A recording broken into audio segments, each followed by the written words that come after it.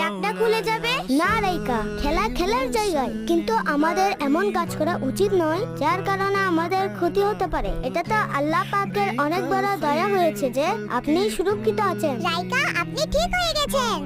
চলুন আরেকটা গেম খেলি। হ্যাঁ হ্যাঁ, আসুন আসুন, এখন তাড়াতাড়ি আরেকটা গেম খেলি। জি, এখন কিন্তু ওয়াশিং মেশিনে পড়ে যাবেন না। আজানের সম্মানার্থে কথাবার্তা কাজকর্ম বন্ধ রেখে আজানের উত্তর দিন এবং প্রচুর সওয়াব হাসিল করুন।